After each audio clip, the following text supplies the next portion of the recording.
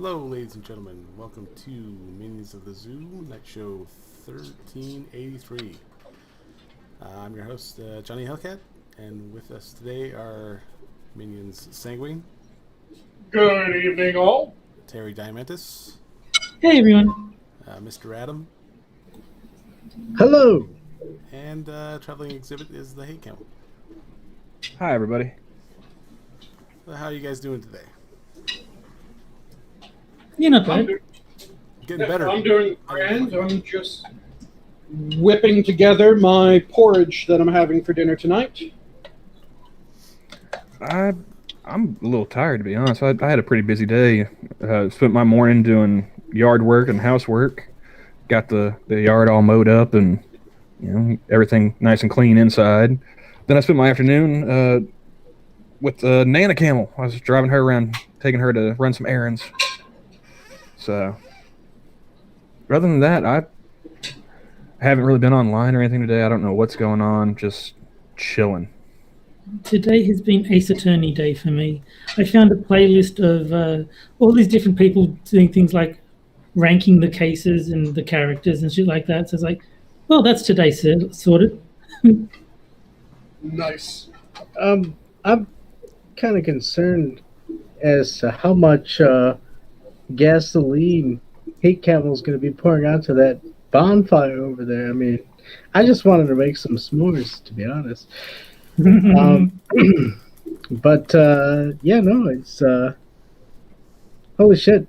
It's been crazy, super hot, and then crazy rain out in this side of Chicago, and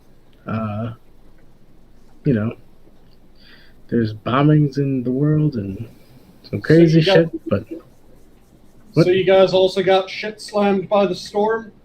Yeah, no, that was it was just weird because it was like how sudden it came about. Like all of a sudden it was just like, hey, the sky is kind of getting dark. Holy shit! And it was bad.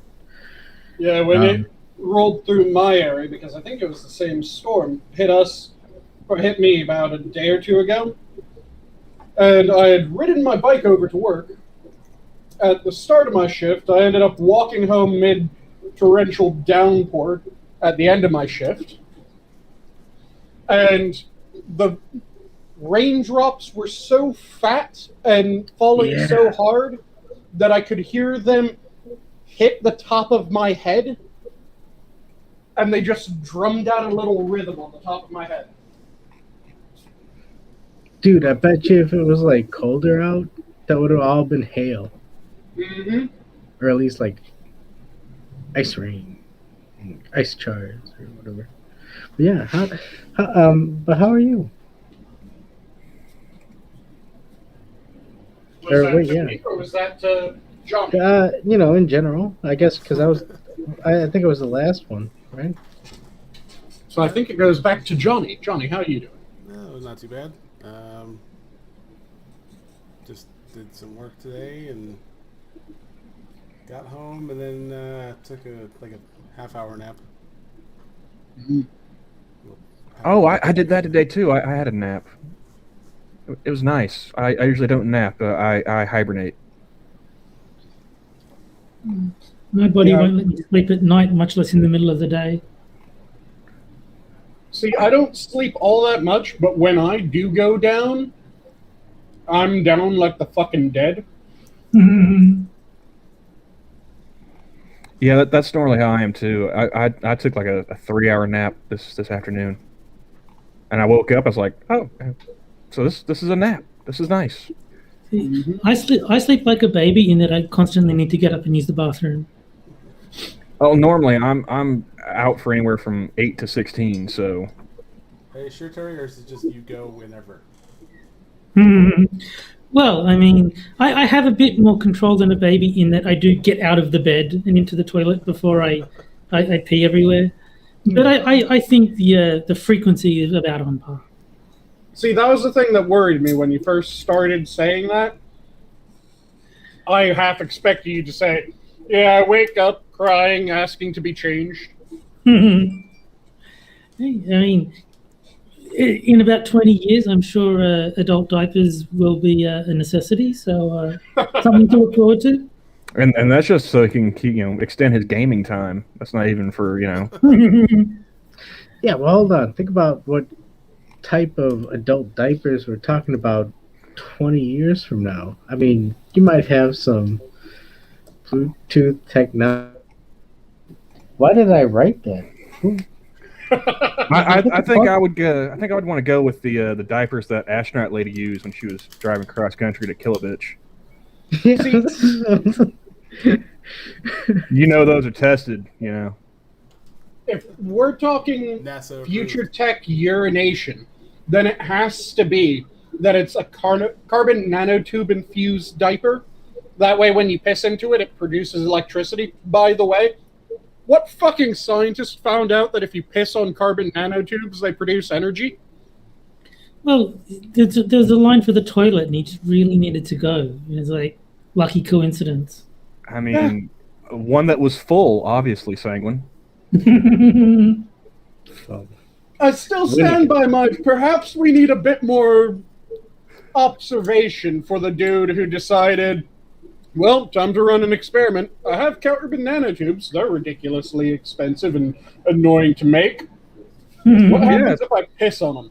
That's what I'm saying, man. You don't make that calculation on an empty bladder. No, here's an easy solution for this. All we have to do is figure out a way to tie this into infrastructure. If we can get it into infrastructure... Wait, did they pass a bill already? I have no idea. Shit. Well, last I saw that there were 9 Democrats withholding on one infrastructure bill until the rest of the Democrats voted on the other infrastructure bill, and the other Democrats were withholding on that infrastructure bill until all the Democrats voted on the first infrastructure bill. Well, if that's the case, then they need to add on there that... Adult diapers are infrastructure, yes. Yes. It's like levees. We need to hold back the dam or the fucking flood. We don't want another Katrina. And so you want one of the filter steps to be a filter of carbon nanotubes hooked up to the energy grid? Whoa. So that it's just piss flowing through those, charging... Hold on. Nobody said anything about tubes, sir. We were talking about pads.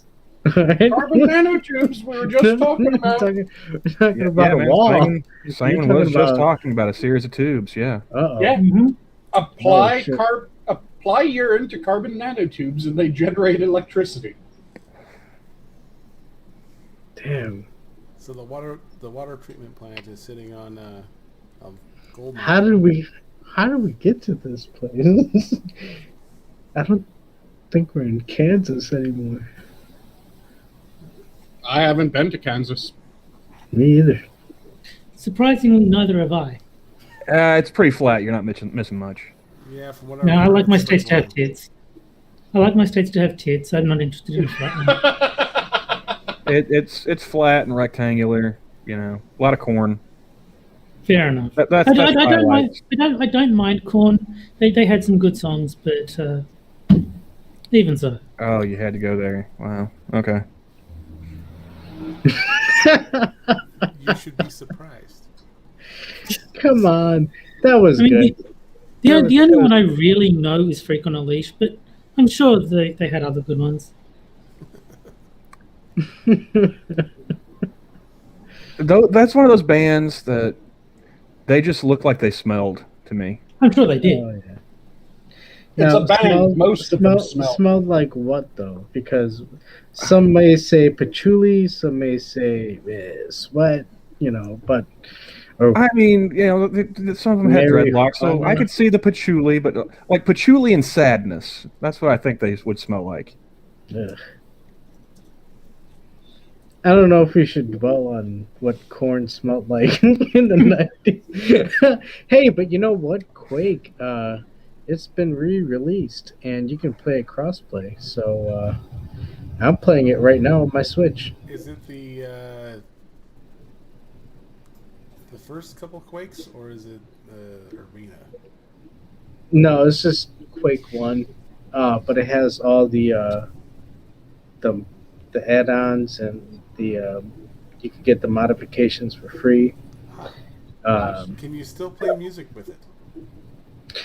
You know, that's the weird thing. It has a music setting, but I have not heard any music. Because And I remember in way back when you used to, after you loaded the game, you could put a CD in, and it would play the CD like it was the game soundtrack. Oh well, shit, dude. I don't know if you can. I can't put a CD on my Switch. Well, you can. I'm sure you can put MP3s in there. Hell no. It's a Switch. It's Nintendo. What the fuck? You can't even like. It's Nintendo. Yeah. I'm sure there would be a way. Well, yeah, no, yeah. Nintendo has a way of milking that sweet dollar. I was like, there probably is a way, but it might void the warranty if you tried it. Well, No, clearly they just make it so that you have to grab the music from one of your rhythm games. That works. well, yeah. But I mean, that might be a thing even on the. I don't even know if it's a thing you could do on the Steam, because I have it on Steam too. So I haven't even seen that shit. I don't know. I'm fucking listening to the music of the game. Of course, that was back when Doom is in the game. I was a junior in high school when that was a thing. I never got into first-person shooters. I liked GoldenEye on the N64, but that was because it had more than just shooting each other. There, like the story mode in that was actually, following the story of the movie. So there was more to it than, see enemy, shoot enemy. There's like stealth elements and, a bit more interesting than just, Quake or Doom. Yeah, the repackaging of that game was also fairly good. And by the repackaging, I mean Perfect Dark. Oh, that was a good game too, yeah. Yep. Yeah, Perfect Dark was just, I think it was GoldenEye, wasn't it? And they just swapped character models and that was it? I think they might have done a bit more than that, but it was fundamentally the same game, yes. Mm-hmm. I'm pretty sure they updated, a lot of stuff. It is rare. I know that it had an entirely different story. I think Yeah. most of the levels, though, were maybe palette swapped versions, if not just the exact same. I know. I And then think they kept a lot of the weapons as well. they had a lot. They crafted a pretty unique story around it. I mean, Oh yeah, and like it I went said, all- the story was went all the entirely way. I think the levels were different because I played a ton of GoldenEye, and I think I would have noticed if I was playing the exact same levels again in Perfect Dark. So I think they did change them, but like the core gameplay was identical. It was like not changed all that much. I know there were at least 4 of the multiplayer maps that were identical, save for maybe a palette swap. And I thought it was more than that. Maybe the multiplayer maps were the same because I don't do multiplayer all that often. That's where you can do challenge mode. Multiplayer. If you're going multiplayer, throwback maps ain't nothing. That's like saying I don't like the donut multiplayer map in Mario Kart 64. It's like, man, come on, dude. Because I know, I know Banjo-Tooie had first-person shooter sections, and they did use the exact same maps from GoldenEye. Hmm.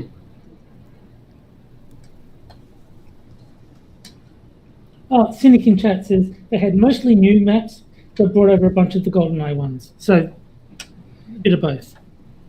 Okay. Oh, Cynic said that. He did. Nice. I know that as far as stealth goes, the Hitman ones were pretty good. Mm-hmm. But it would get to the point where I would just get impatient and then just start blasting. I think Hitman is started blasting. Hitman is the best stealth series I've ever played, bar none. Hold Yeah. on. Well, that is the thing though. Did Perfect Dark have a bit more of the stealth parts of the first person? Because I think that's what separated it. You know, like there was It some had a stealth. few. It had a few levels where, yeah, you needed to use stealth at least for half of the mission. Like, it was, I think, Area 51. You had to be in stealth until a certain point, or else you just outright failed. Mm-hmm. It's but no, the thing about Hitman that I really like is it's not so much about not being seen as making sure you blend in. So like using the right disguise for the right area. So if you need something from the kitchen, it's a really good idea to dress like a waiter before you go into the kitchen, because no one's going to think there's anything weird about that. Whereas if you dressed like a gardener, they're like, what the fuck are you doing in here? Get out. So that element I really like, where because I don't like the sneaking part of stealth. Like I like the whole not being seen, but like sitting there waiting and watching like guards patrolling and waiting for the right time, that gets tedious. So I like that Hitman lets you be stealthy without all that. So the Thief trilogy was not your bread and butter, then? No. I like the concept, but no, I don't have the patience for it. Mm-hmm. Because, yeah, when you said it was one of the best stealth games, I was going, the Thief trilogy is fucking amazing, too. The sound in that game, oh, God. I think Thief is great for what it sets out to be. It's just that I'm not a fan of what it sets out to be. Mm-hmm.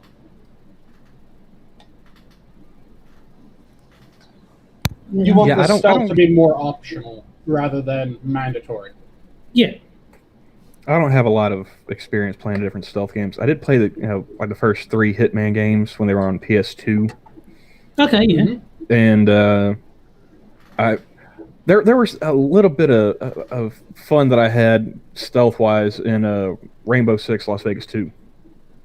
Like breaching the windows and stuff, where you could get like go on the rappel line like upside down and stuff, shoot them through the windows before you go in. That was fun. Throwing flashbangs and whatnot. It was all cool. My favorite map to run on that one was the convention center. I don't know why. It just it was nice, big open space, plenty of corners and stuff to go around. I tried Vegas 1, and I would walk in and just sort of like, oh, there's no one here, and then take a step in the middle, and there'd be a guy behind the door that I just opened, and then I just get plugged to the back of the head. That was the only like game I played from any of the Tom Clancy games, and it was just out around that time that I was getting into shooters, and it's like, hey, I know that name, Tom Clancy. I've read some of the books. Okay, cool.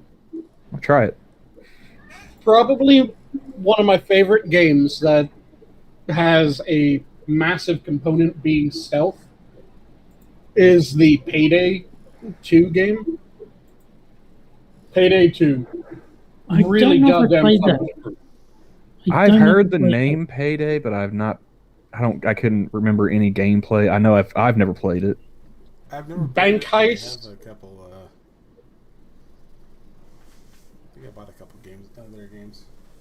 Yeah, it's all heist based. So you're sneaking through, trying to take out people that need to be taken out in order for you to get everything, but trying to leave as many people alive and the areas untouched as you can while getting the shit that you're trying to steal. That is one thing I do really like about Hitman, is they really want you to only take out the targets.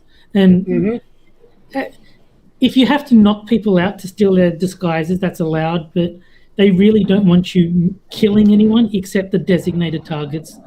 And you get penalized pretty heavily for every non-target kill that you incur. Yeah, I really appreciated that too. Like, You know, you're supposed to be a professional hitman. You don't just Yeah. drop bodies all over the place. Exactly.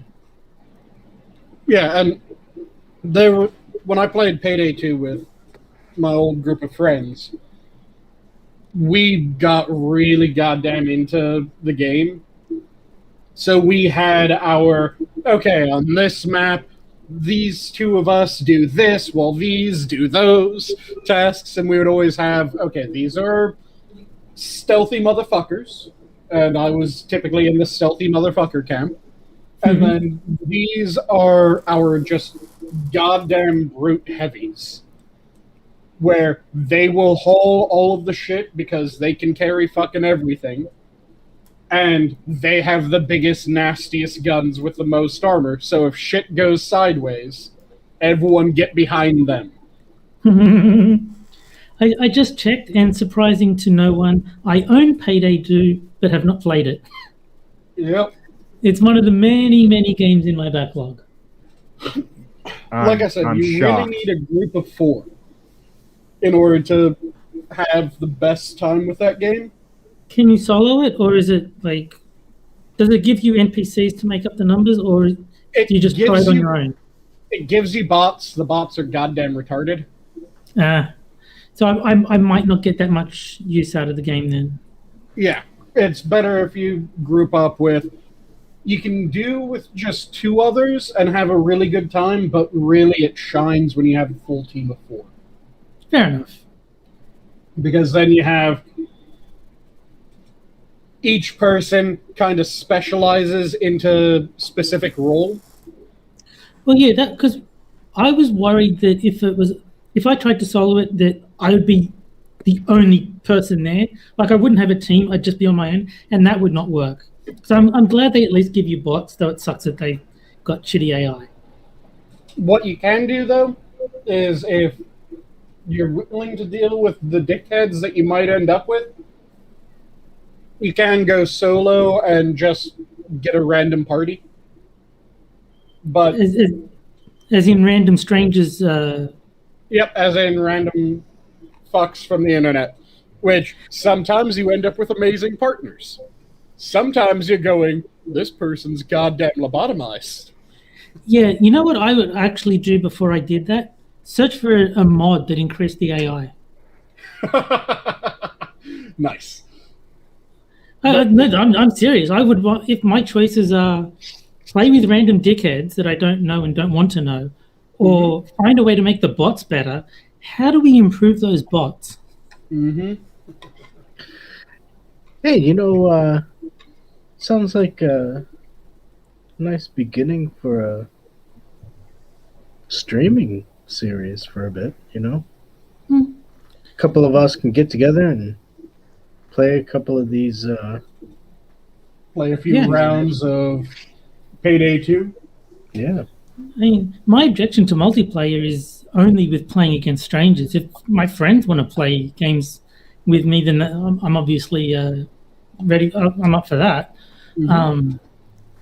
I mean, personally, I'd rather do multiplayer with people that I know.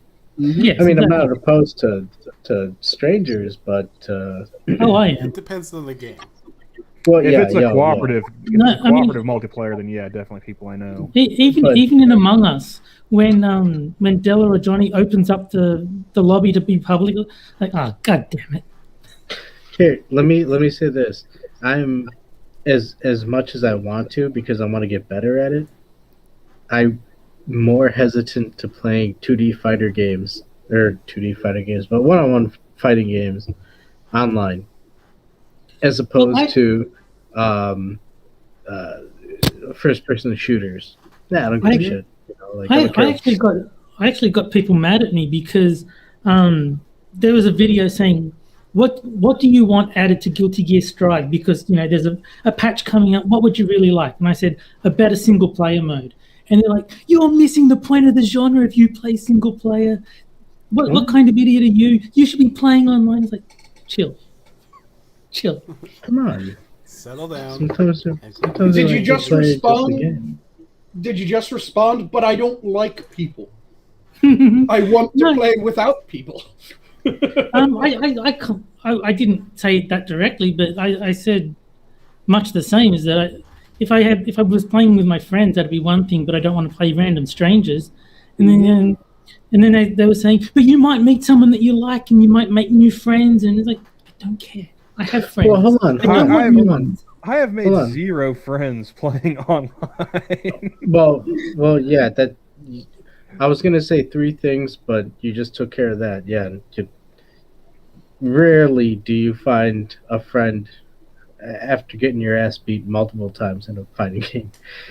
But the other 2 things is one would say is it's a good way to increase your skill because you're playing with you're not playing an AI, you're playing with actual people. Mm-hmm. But the other thing is,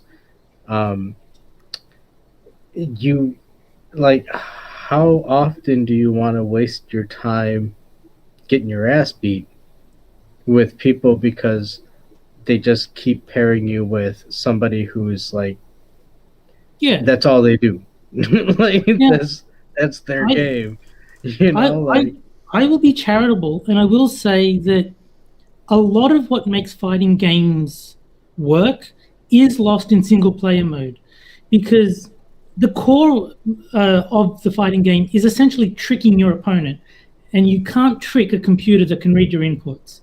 So I get where they're coming from.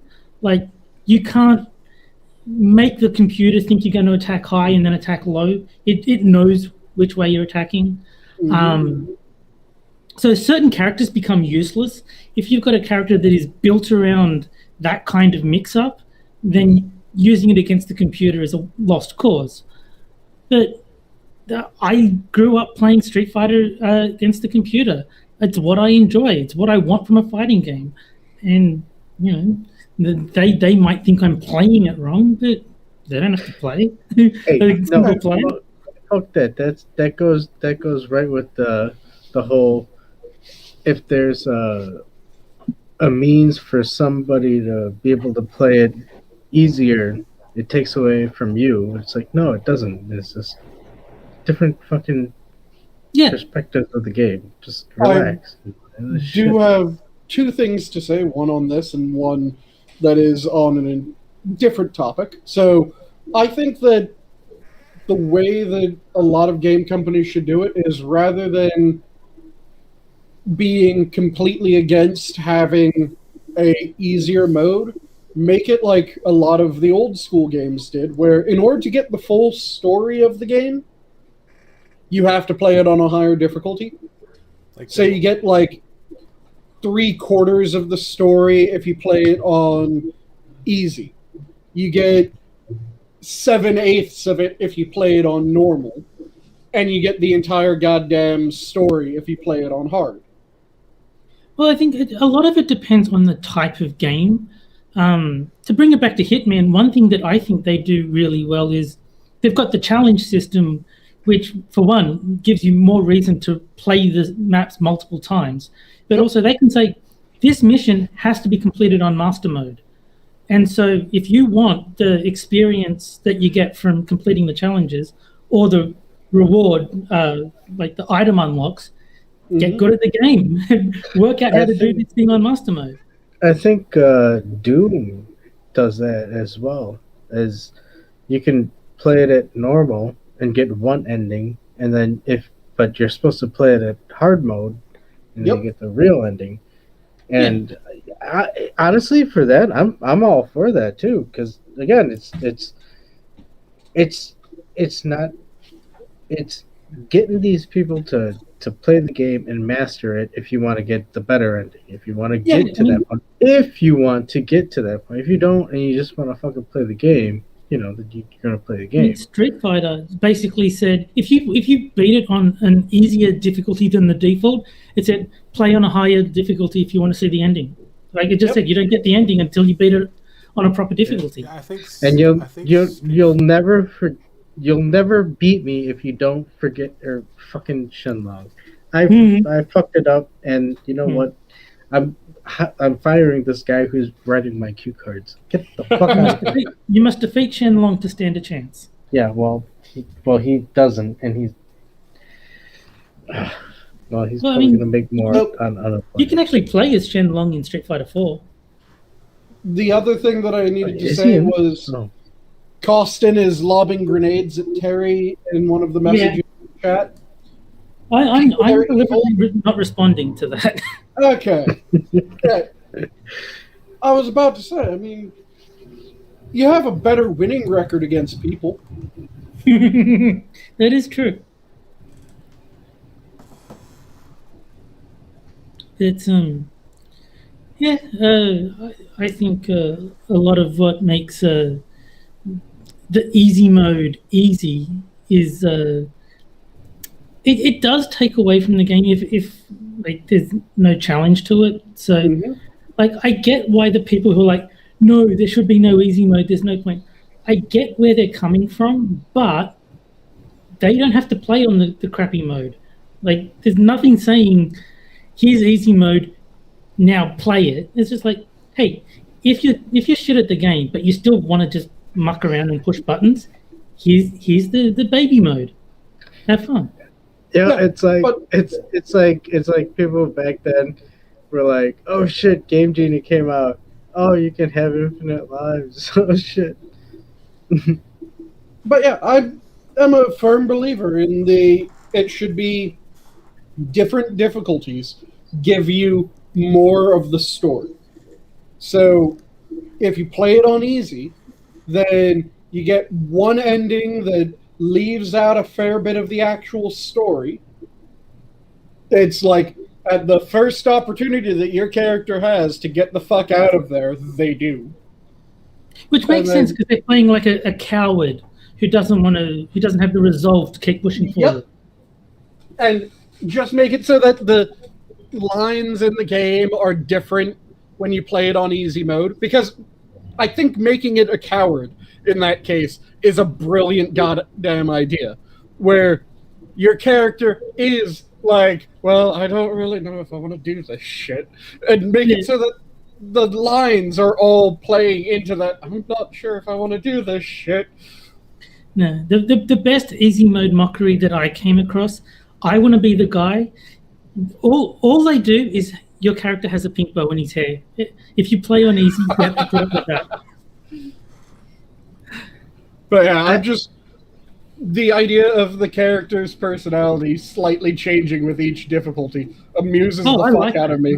Because then I like just that a lot. As someone who has played and rage quit that game, I concur. Because then I just imagine the legendary difficulty person, like the boss starts monologuing and the legendary difficulty main character just goes, shut the fuck up, I will throat fuck you if you don't. What the fuck? And that works especially because the people who are playing on legendary brutal difficulty probably already know the story from when they beat it on the easier difficulties, so they probably don't want to sit through the monologue anyway. Yeah. Have it be even with that, they're playing at the highest difficulty, so they're expecting that highest, Or have it like when you skip the instructions in Jackbox, like, oh, I see how it is. Mm-hmm. Can I change the subject? The top? Would it be the topic or the subject? Sure. Depends. Slightly change. We'll still be on the broad subject of video games, but I just saw something as I was scrolling through Twitter while you guys were talking about stuff because I kind of glaze over, especially when it's something I don't know about. From the PlayStation account, celebrate the legacy of Dr. Martin Luther King Jr. and march through time, a new experience in Fortnite Creative. Ugh. Wait, Martin Luther King is in Fortnite now? Yeah, presented by Time. Yeah. Can you build walls that have water cannons on them? What, Fuck that! I want to play as Malcolm what X. exactly does that mean?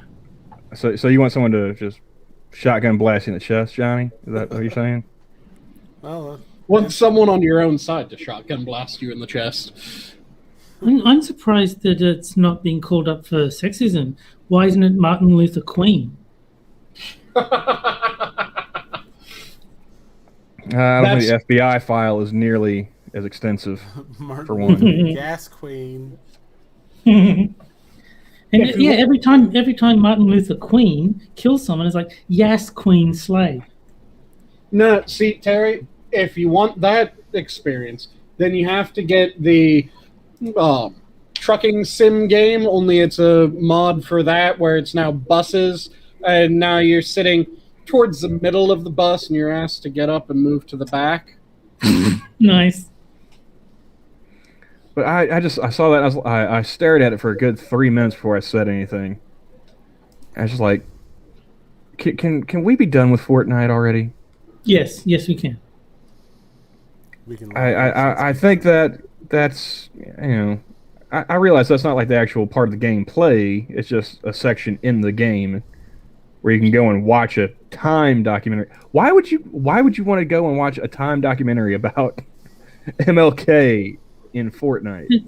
Because you can't watch them on the History Channel anymore. True. But I got annoyed because you know how I said at the start that I was watching those Ace Attorney videos. Someone managed to complain about Trump in a video about Ace Attorney. I'm like, really? You can't leave that aside for 2 hours just to talk about a fucking game? You have to bring Trump into it?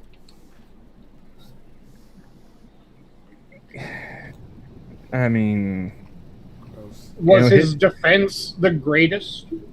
No, so the reason for the introduction of Trump into proceedings was the final court case was the overthrowing of a government. And he's saying, like, now that we've seen firsthand through Trump what a truly dictatorial government looks like. Oh, fuck off. This case takes on a whole new importance. Like, yeah, and that was my reaction to it. Spoiler warning, if you're able to vote the person out of power, it wasn't a truly dictatorial government. Probably not. That tends to defy... If only the Iraqis had voted out Saddam. I'm surprised they didn't think of it. They kept giving him like 96% of the vote. Those foolish bastards. Yeah, surprisingly, when you're able to vote someone out of power, it means that they don't have complete power, like a dictator would. Yeah, that's... What fucking proper dictator would go, oh, you want me out of power? Okay. All right, I understand. All right, I understand. I overstepped the bound. I'll step down. Yeah. Which is why, though I will say that the Mexican government for the longest period of time was a socialist government, because it fucking was. Yeah. It was not a socialist dictatorship because they were able to vote in a new party. They just chose not to. It was just that party kept on winning, but in, I want to say it was 2014 or so, a new party took place, or a new party took power in Mexico.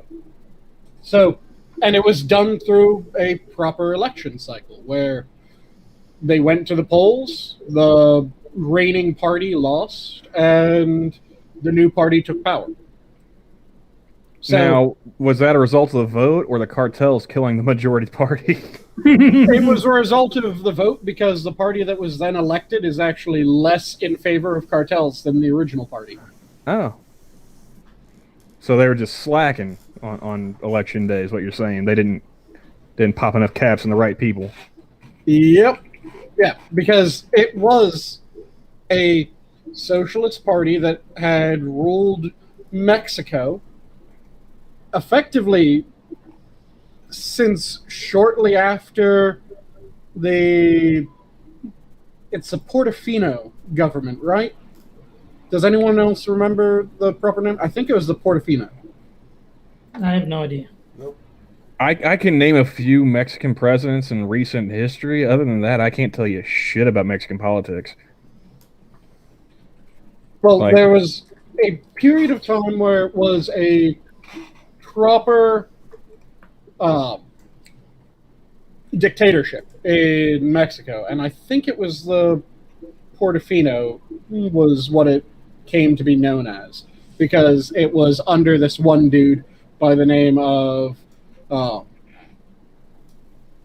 General. Let me quickly look it up so I know I'm saying it I right. hope his name is something like Tommy Portofino, because that would just be perfect. Tomas. Yeah, Yeah. it's Holy something shit, like how do we get to dictators and fucking green hats and long beards? And what the fuck is going on?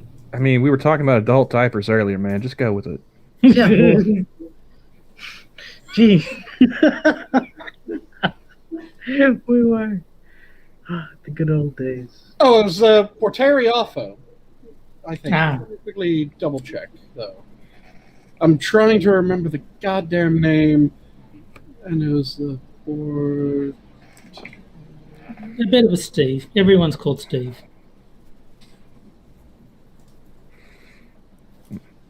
Porfiriato. That's what it is. The Porfiriato, because the general who was in charge of Mexico was General Porfirio Diaz. He got ousted, and then shortly after he got ousted, the PRI, which is the Party of the Institutional Revolution, took power, and it ruled pretty much everything in Mexico. And what time period was this? So the Porfiriato ended in like 1810, 1820, something like that. And then the PRI took power shortly thereafter, and let me quickly look up when it took power. So Mexico's been run by socialists since before the Civil War, is what you're saying?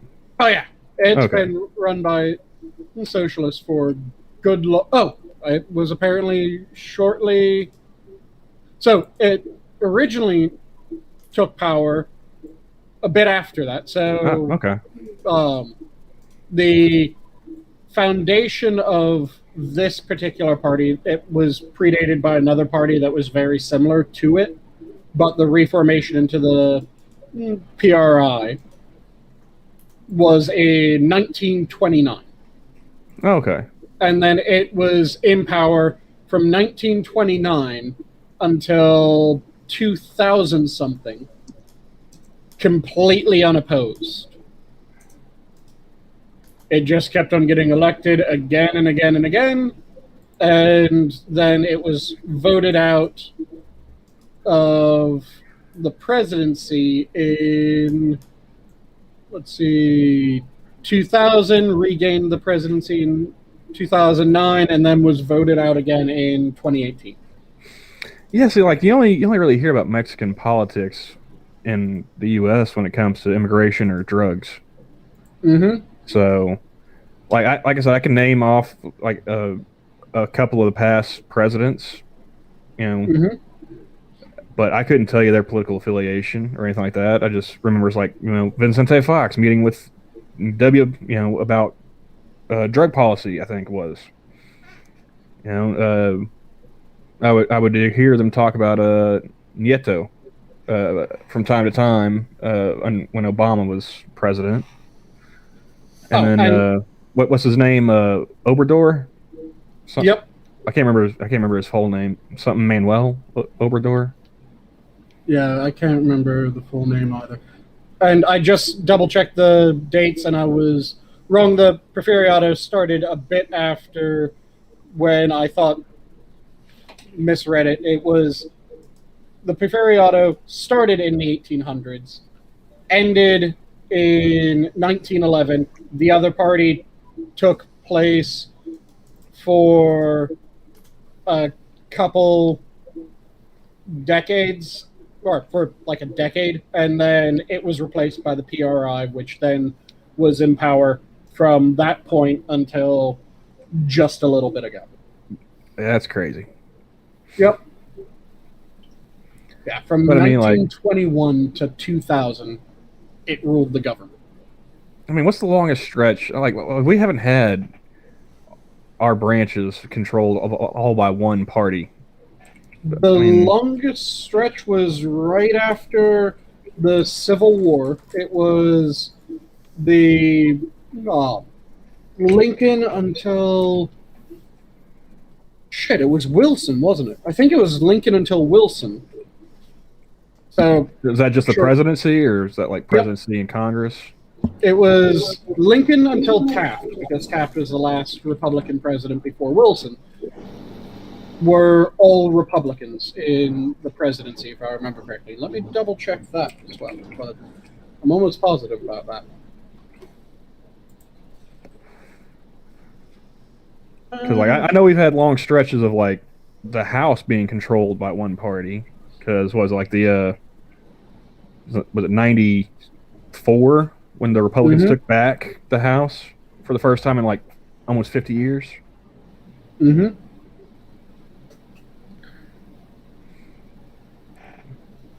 But yeah, so how many presidents was that they had the Republicans in a row? I forget where Taft was on the list. I'm quickly double checking that I remembered correctly when I said that, and it might be that it started right after Lincoln rather than. So it started with the next president after Lincoln. Cleveland come on, was man! The man took a bullet. Let's start with him. Well, it was because it was around 1870. I think 1871. I want to say, but it was around that time. But yes, after the assassination of Abraham Lincoln, that's when the whole Reconstruction kind of fell apart and started splitting because there was factions going into how it was going to go down. But we had bills to pay, and that's where the trouble started, is how we were going to pay those bills. The reason why it doesn't start immediately at Lincoln was it was the way that the vice president was chosen prior to that, or including Lincoln as well. Oh, that's right. The second most Johnson popular, was effectively. a Democrat? So Johnson was a Democrat. Yeah. Then it goes to Ulysses S. Grant in 1869. Then it's Republicans until 1885 when Grover Cleveland got a term. Then it went back to Republican. Then it went back to Grover. Then it went to Republicans until Woodrow Wilson in 1913. That is literally the only reason why I remember Grover Cleveland. He's the only president that served 2 terms, not consecutively. Yep, 2 non-contiguous terms. And let's not forget, Wilson had Birth of a Nation fucking played at the... I mean, didn't he also segregate the civil service again? Yeah, Wilson was the... Not again. It was not that he segregated it again. For the first time in American history, Wilson had the federal government segregated. Is Grover Cleveland also the only president to have a Sesame Street character named after them? Possibly. I think that's more important than... Hold on. I'm going to be made fun of because I dwell on the Paul is dead, but you have a Woodrow Wilson as a Muppet on Sesame Street. Get out of here, dude. Get out the fuck. Well, he does kind of look like Bert. No. They've got Grover. Oh, shit. He has that really long face, kind of looks like Bert, only older and more of an asshole. Yeah, and his skin looks like felt, and his nose looks like a cucumber and shit. What the fuck? Hey, wasn't Cleveland also like the only bachelor president? Or am I thinking of somebody else? Cleveland? Check. Like, yeah, we've only had one president that wasn't married when they took office. Oh, wait, was Woodrow Wilson married? Yeah, he was. Yeah, he was. I think Taft. He was the fattest president we've had, wasn't he? Oh yeah, Taft. Because you know. Tons of fun Taft. Big old gut and like that walrus mustache, or am I thinking of somebody else? Yeah, Taft was the that was the thing. fattest American president. And also, he then became a, if I remember correctly, Chief Justice of the Supreme Court after serving his terms. Because he hated the presidency, which was part of the reason why he got as fat while he was president as he did. I'll show them. I'll become part of the judiciary. Well, he always had a very keen legal mind. He just absolutely hated being president. He didn't want to be president. He was convinced to run for the presidency by Teddy Roosevelt. So you mean like somebody that should actually be president, a guy that didn't want to be? Yeah, he was someone who did not want to be president. He ended up then becoming president. He still didn't want to be. He did, in some respects, a really good job. In other respects, he was kind of shit. And then, because he didn't want to step down from the Republican nomination because he was the sitting president, and a number of Republicans were going, no, we want you to stay. So he was going, well, fuck, if you guys aren't going to let me step down, then okay, I'm in it. And Teddy Roosevelt wanted to be named for the party again, but he didn't get the party nomination because everyone, or not everyone, but a fair number of people went with Taft since he was the incumbent, and they viewed the incumbent being more important than a returning president. So Teddy then founded the Bull Moose Party.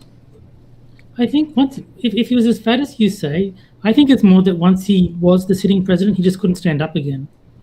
Oh, he got stuck in his bathtub. I think I'd like to correct Mr. Yes in chat. He says Teddy Roosevelt was made president because of McKinley. Incorrect, sir. Teddy Roosevelt was made president because of Charles Guiteau, who shot McKinley. Yep. Mm-hmm. But yeah, he was and also for those interested in a little bit of trivia, Teddy Roosevelt was the youngest man to ever become president, not the youngest man ever elected president. Yeah, that was Kennedy. Kennedy's the youngest ever elected. Yep. What was Teddy? How old was he? He was in his late 30s. Let me quickly check his age because he, I think, was about at the lower limit for presidency when he first became president. So he got into office. He was. Why don't we have more movies about that dude? 43. He was 43 when he became president. And what, like Kennedy was what, like 44 or something like that when he was elected? Oh, sorry, 42 because his birthday hadn't hit by the time that he became president. Yeah, why don't we have more movies about that guy? I mean, fucking, he was a cowboy. Oh yeah, we need more a soldier, a fucking, secretary of the Navy, vice president, president. I mean, that dude had a hell of a life. Yeah, and he did things that were absolutely ridiculous. Like, he had horrendous asthma when he was younger. Do you guys know what he did in order to overcome his horrendous asthma? Started boxing and working on a dude ranch. Yeah, he became a cowboy, started boxing, learned wrestling, and just pushed his body to the absolute fucking limit in order to... We're talking about Teddy Roosevelt? Yeah, man. Teddy Roosevelt. It's like that's like every 6-year-old boy's favorite president, dude. Come on. I thought it was fucking Dragon Ball Z. Teddy Roosevelt is effectively American Goku. With the insane shit that he did. The man could load a powder rifle with one arm. Like, probably not, but I mean, he probably could. You know, honestly, it is a shame that we lost Robin Williams without having him do. I mean, even such a fucking Teddy Roosevelt movie. As big of a personality as he was, I still don't think he would quite be enough to capture the balls that was Teddy Roosevelt. I don't think we lost Robin Williams. I'm pretty sure we know where to find him. Mr. U.S. says Teddy Roosevelt wanted to fight in World War I and was told no by Woodrow Wilson. Like, Yep. I'm surprised that he would go ahead and accept that. I mean, the dude finished a speech for getting shot in the chest. Yeah, he got shot mid-speech, kind of looks down at himself like, I've been shot, looks back up and declares, it'll take more than a measly shot to kill a bull moose, and continues his fucking speech. Okay. And he has there's a segment of one of his speeches that is one of my favorite, and another one that is also one of my favorites when it comes to speeches. Have you all heard The Man in the Arena? Nope. No, but I just want to make one point before you go on. It's like, was it William Henry Harrison? He's the one that died after giving his inauguration speech. Yep, an 8-hour inauguration in the rain. pouring rain. Yeah, you know, he gave a speech. He caught a cold and died. Teddy gives a speech. He catches hot lead and keeps talking. Yep. Make a movie, Hollywood. Come on, make a good one. So, The Man in the Arena is part of one of Teddy Roosevelt's speeches. And it is absolutely fucking beautiful. Just ridiculously eloquent. I think it was given in the Citizenship in a Republic speech. And if you guys will humor me, I'm fine reading it. Anyone have any complaints? Go for it. Go for it. Yeah. It is not the critic who counts, not the man who points out how the strong man stumbles, or where the doer of deeds could have done them better.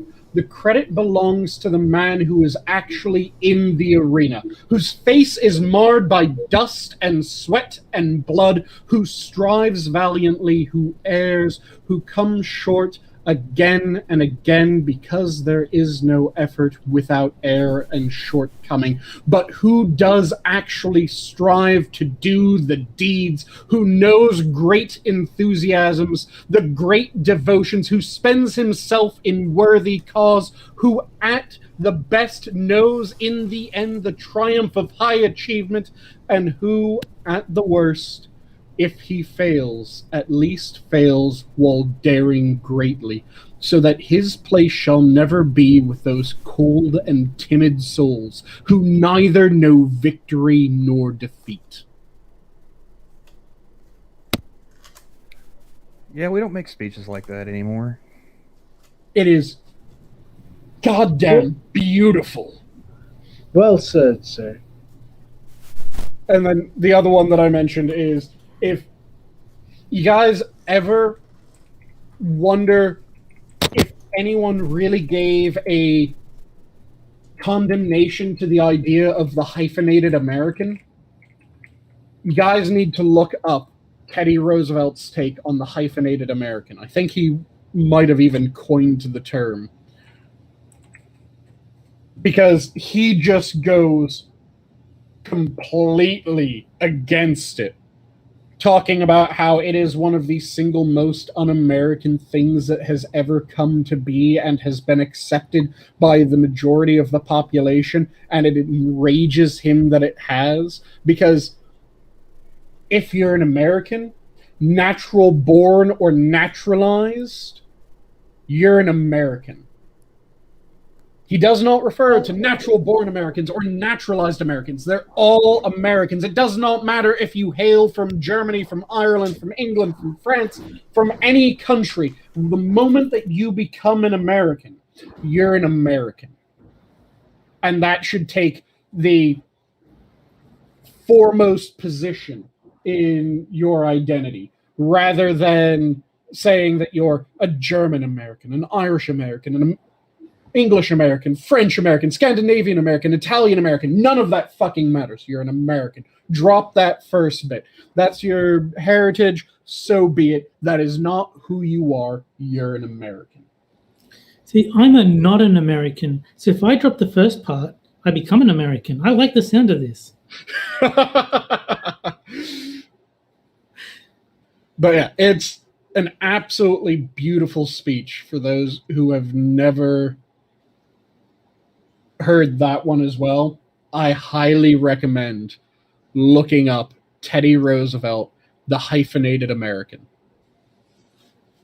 because he just completely rails against that idea in absolutely beautiful words, and it's ridiculously just fuck yes. I mean, just the very beginning of it. There is no room in this country for the hyphenated Americanism. Hell yes. Hey, Sanguine, I got a question for you. Yes? It's going to be off topic again, but have you seen the Vice article going around? I don't believe I have. Oh, you haven't seen the article going around today that was posted today at like 8:15 in the morning? You know, hours after we'd heard about the bombing in Afghanistan. Why are so many Marines neo-Nazis?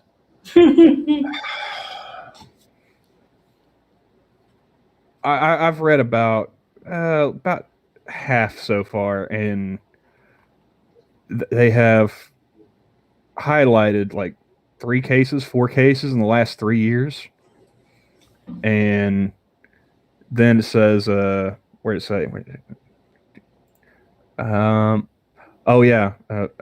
Like 16 cases the Corps reported.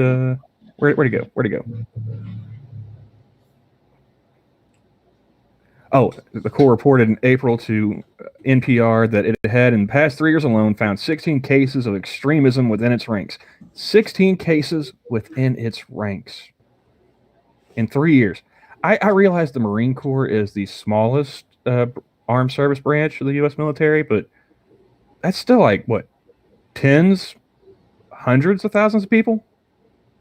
They found 16? And then they're going back and they're finding people who, you know, former Marines who were, you know, later linked to groups or tried for this or that. See, one is too many, Camel. 16 is an abomination. I mean, is 16 even a full platoon? No, don't think so. Yeah, I didn't think so either. So, active personnel, there's... Oh, that is far fewer than I was expecting. But active personnel, there's 180,958 active duty Marines. There's 16 of them were extremists, Sanguine. 16! Well, that's just the active personnel. There's about a quarter of that, again, as reserve personnel. And then you have all of the veterans who have since left the Corps, going back to what, Vietnam, Korea. Well, we still got some World War II Marines rolling about, don't we? Let me put it into perspective for you, Camel. If Australia had that many cases nationally, the lockdowns would just continue forever. So 16 is a lot. We're talking huge numbers here. If you guys had 16 neo-Nazis, you guys would be doing your own Nuremberg trials right now. Oh yeah. But yeah, this is like 8 a.m. I'm gonna assume. Where's the Vice office? Is that Western Canada or is that Eastern Canada? Let's for the sake of argument say it's 8:15 in the morning Eastern time. When was it reported that the explosion happening in Afghanistan? It was fairly early too. But yeah, they decided to go ahead and keep this up. Man, it's only Thursday. So, I just pulled up the article that you were talking about. And in one of the, you know, they pull out the parts that they find the most important and really bold the ever-living fuck out of them. And italicized sometimes, yeah. Jack them up to much larger font sizes. Mm-hmm.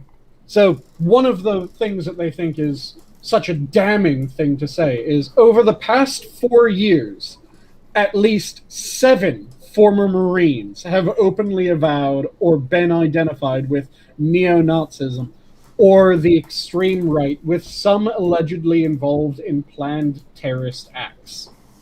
Over the last 4 years, how many former Marines have openly avowed or been identified with, Black Lives Matter or some other organization, or better yet, not Black Lives Matter, like the Black Panthers, a militant organization, with the fist raised and everything. You can't see We're me. talking less than 2 a year, you fucks.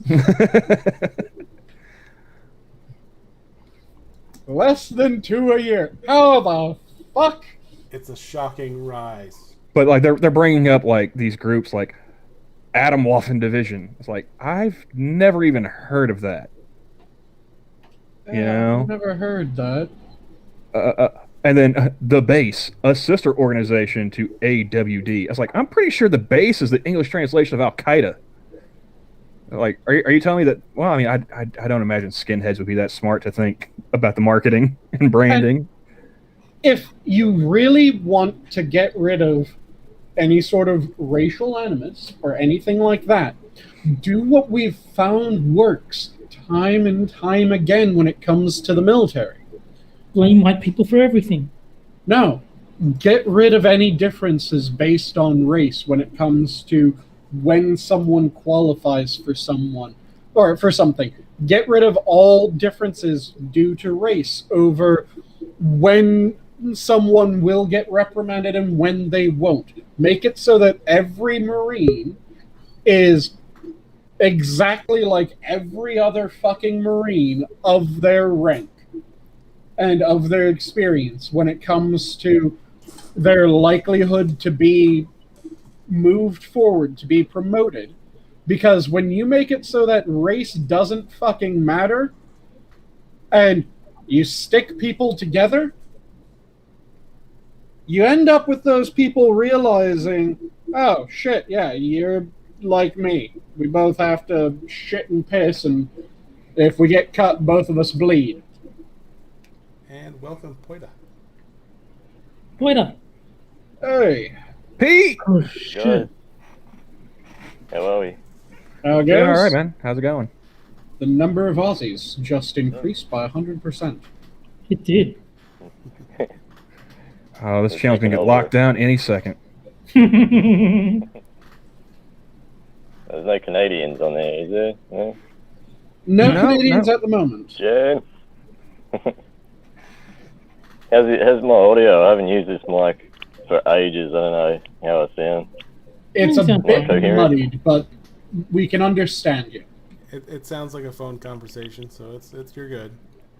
Yeah, so I'm on my phone. Yeah, Pete's calling I got collect. it set in. Yeah. Literally from the other side of the planet. I'm willing to bet you like Mr. Yes is too young to get that reference. Well, I'm just gonna wait on the delay and be like, I get that. Or like, no, what are you talking about? Jen. yeah, that's how you get a hold of someone when you're in jail. Call and collect. You are receiving a collect call from. Don't hang up. I need bail money.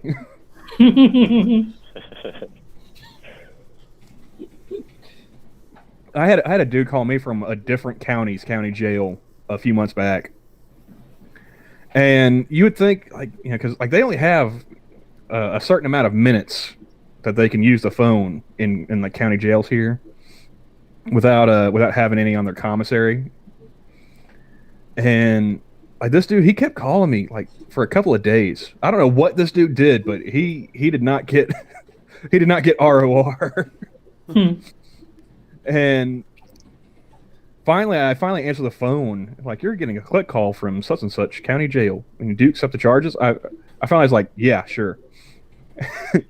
The guy gets on the phone. It connects. I was like, I don't know who you're trying to call, dude, but I am not them.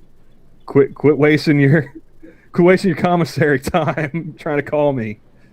Nice. You got the wrong number. He's like, well, you don't got to be a dick about it. I was like, I'm not the one in jail, asshole. Click.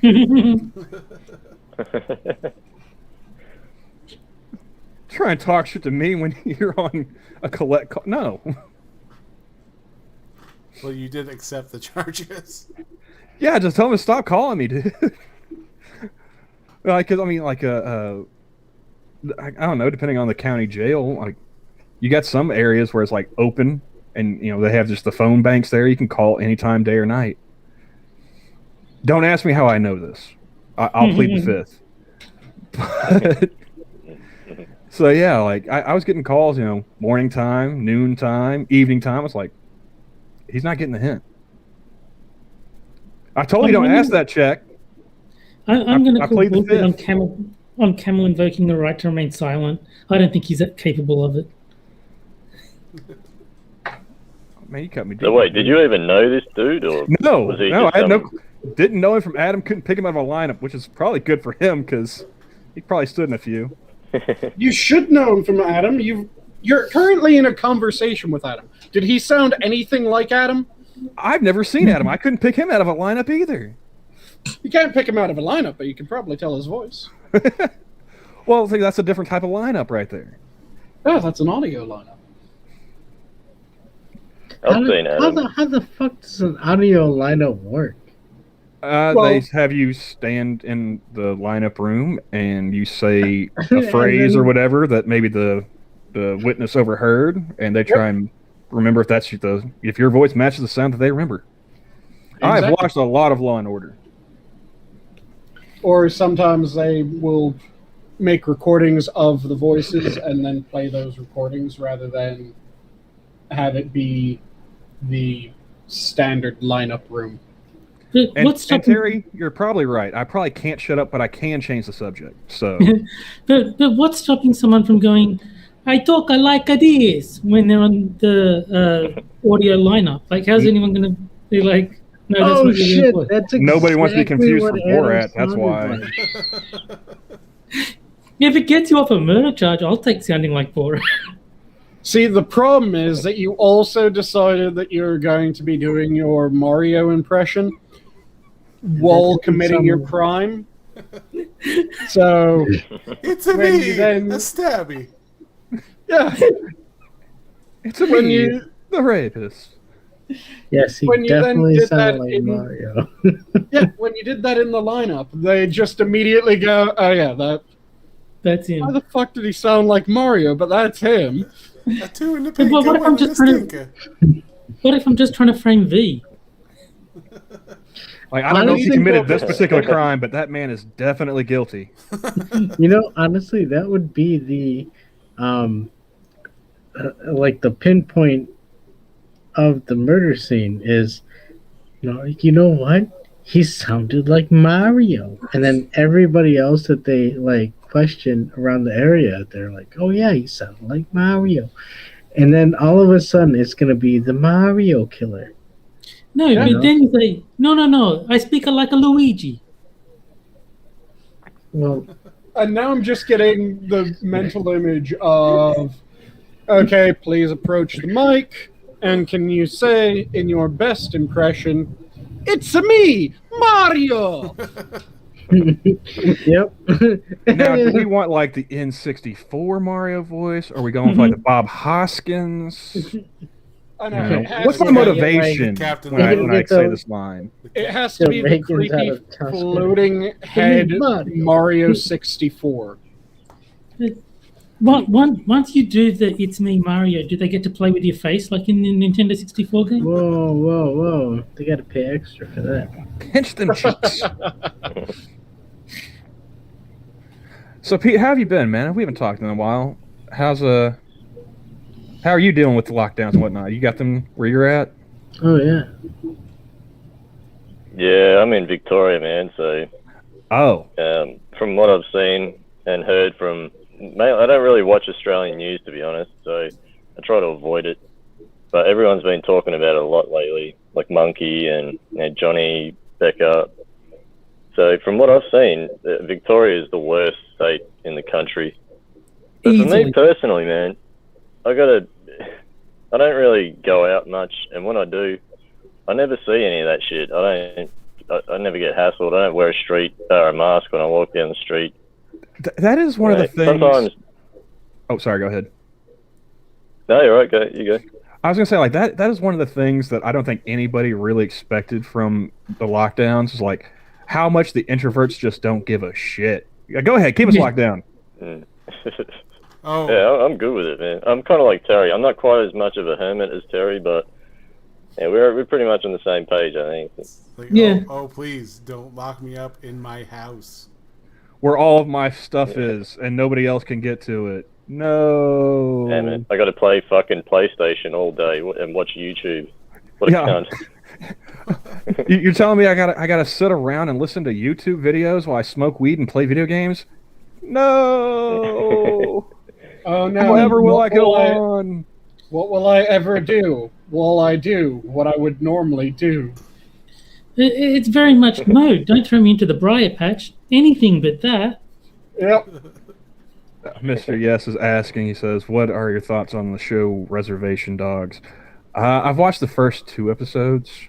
I haven't got around to episodes 3 or 4 yet, and that's my thoughts. I am It- I am in concurrence with the same sound. It doesn't represent, Eastern Oklahoma. It doesn't really represent any of the tribes of Eastern Oklahoma, which is really sad because it's written by a dude from Eastern Oklahoma.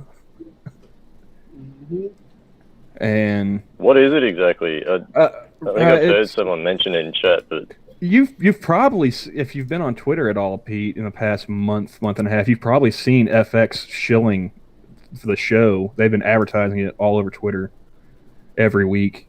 The premise of the show is you got these four young native kids, these 4 Injuns, who are petty criminals in Eastern Oklahoma, small town, and they're trying to save their money so they can move out of town. They can get away and go to California because their friend, he was killed by this place. And it's supposed to be like a half-hour comedy show, and you get like 1 laugh per episode. So it needs to be asked. Obviously, it's named after the Tarantino movie. Is the show obsessed with showing you people's feet? So far, no. That is a relief. The second, I thought, was it the second episode? Or no, I did see the 3rd episode. Yeah, I did see the 3rd episode. I haven't watched the 4th one yet. The 3rd episode was actually a little bit funnier. I thought that was better than the first 2, but still not a lot of laughs for a half-hour comedy. That's my biggest complaint with it is like this is supposed to be a comedy and a half-hour one at that. So you really should be tightening up the script, getting some good jokes in there, make people laugh. And I've said before, there's plenty of stuff you could write about Eastern Oklahoma that is weird or funny or whatever else to make a comedy show about this place, or even growing up as an Indian in Eastern Oklahoma. I mean, I don't know how many times. Oh, the 3rd episode did have a really cringy part at the beginning, Johnny. Oh my God. You had 2 old white people on a Sunday drive, and they see one of the road signs, like a mile marker or whatever, and it's got the phrase "laying back" graffitied on it. And so they start having a discussion as to what that's supposed to mean. Well, did they mean like all the land?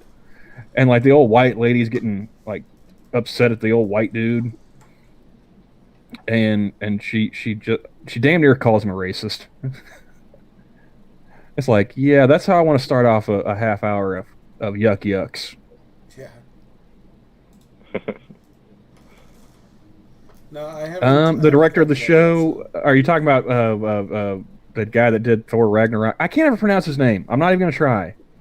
I don't blame you. I don't know his name, but I do know what Waititi. Say what? It's Taika Waititi, isn't it? Yeah, that's good enough. The guy who was also Jojo Rabbit Hitler. See, I've heard of that. I never watched it, so I didn't know he directed that as well. Jojo Rabbit was actually really damn good. I recommend it for pretty much anyone because it took a really dark, fucked up time in history. And it managed to have the main character and pretty much every other character in the story not be displayed as, see, they're evil. It was, see, they're people. They're people that they bought into something fucked up, but they're people. Oh, he was in Free Guy too. You mean that Ryan Reynolds live action reboot? When I saw the trailer for that, that's the first thing I thought of was the show Reboot, which is just a ripoff of Tron. But yeah, I definitely recommend Jojo Rabbit for anyone, even though apparently Taika Waititi completely missed the point of his own goddamn movie. I don't know how he did that, because it's obvious that when you're watching the movie, the point is, yeah, people can buy into shitty things. That doesn't make them evil. That means that, yeah, they might do horrendous things, but they aren't evil. And then shortly after the movie came out, with all the cancel culture bullshit happening, he started coming out and going, no, see, people are evil when they do this. And you're just going, you made a movie showing... What the fuck, people? What the fuck? Yeah, really good movie, I recommend.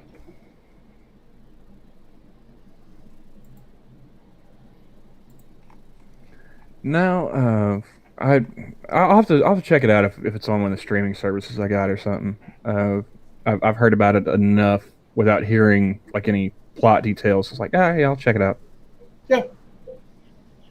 Like I said, every single character, with the possible exception of the actual SS people that they showed, have redeeming qualities. And even the SS people, you're kind of going, yeah, they're fucked, they're kind of creepy, but they just bought into this shit, didn't they? You know, and for my view of the 2 episodes that I watched, it's not terrible, but you know, you're sold a comedy and you get a drama, and that's pretty much how I see it. It's a drama with a couple of like light chuckles in it. And it's not even from any of the main characters. It's from side characters. From, you know, it's not even the main characters that are making you laugh. Mm-hmm. Yeah, like I said, my biggest thing is like I couldn't. It's hard for me to suspend my disbelief because it's supposed to be, you know, which I'll give them credit. They actually did shoot on location in Oklahoma, but it's, you know, when it's like, oh, this is supposed to be, you know, where I live, where I grew up, where I, you know, go around, and it does not look like that at all. I mean, yeah, sure, the locations, that's Oklahoma, that's what it looks like, but that's, you know, that's not the people. You know, that's not the tribes in this area that are being reflected. And I would find it more believable if they said, oh, this is, you know, following a group of 4 native kids in like North Dakota or Wyoming or, you know, the Upper Plains. But this doesn't feel like Oklahoma to me. And that's my biggest thing. And it's not, like I said, you know, like Johnny said, not really all that funny for a comedy. If it were sold the way it should have been, I don't think it would be so bad. If they oh yeah, it sounds like a pretty cool premise. Well, I mean, but they kind of fucked it up in the execution, by the sound of it. Yeah, you could go back to, I mean, Oklahoma history too. There's so much wild shit that has happened in this state. You know, it was Indian territory before it was a state, which means you had, you know, outlaws and stuff traipsing through eastern Oklahoma trying to get away from the law. You know, Yeah. you had Yeah, that sounds pretty cool. Here's a good one. One of our governors was he was nicknamed Alfalfa Bill Murray. We had a governor named Bill Murray. He was known as Alfalfa. And Did he have the hair sticking up? no, he was he looked in all the depictions I've seen him, he looked more like Mark Twain than one of the Little Rascals. Okay. But like, you know how they say, don't mess with Texas? Mm-hmm. There's a little asterisk next to that. It says, except for Oklahoma, because we actually have fucked with them in the past, and they didn't do anything about it. Nice. I think we invaded Texas over a toll bridge or a toll road from one state to the other. It was like Oklahoma National Guard and like Texas Rangers shooting it out or something like that in like was it the 20s or 30s? No, maybe earlier than that. Mm-hmm. But yeah, there's plenty of stuff, from history, historical context, and present day about this place that you could make funny, or you could make entertaining at the very least. Yeah, it seems to be a trend nowadays. Taking something cool and fucking ruining it for everybody. Well, the first thing that ruined me in that that ruined for me in that show was the character Cheese, that fat piece of shit. He He gives us pronouns. They steal the truck, and they're going to sell it to the meth heads. And yeah, the guy introduces himself by his pronouns, and I'm like, nah, I'm fucking done. Yeah. Yeah, that's a huge red flag, that is.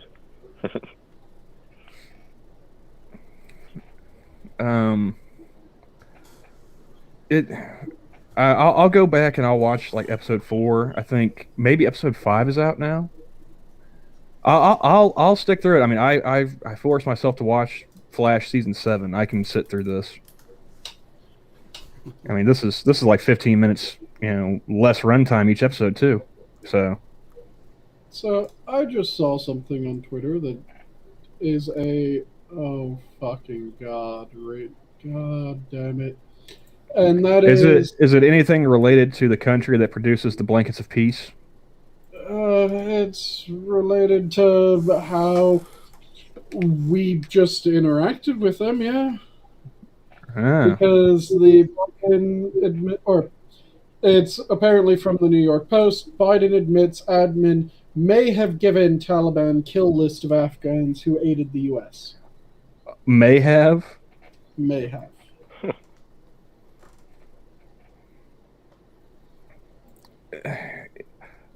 I think the only thing really that I had to say about like the news with Afghanistan and stuff today was I'm glad I didn't bet Johnny on that over-under, because this looks like it's going to last more than 2 weeks on the Twitter sphere.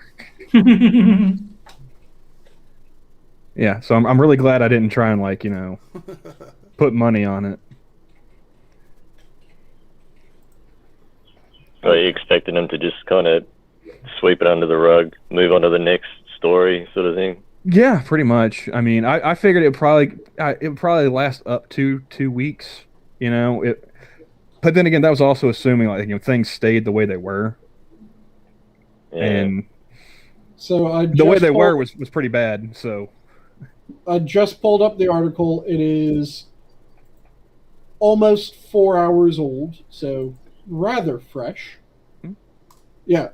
Biden admits admin may have given Taliban kill list of Afghans who aided the U.S.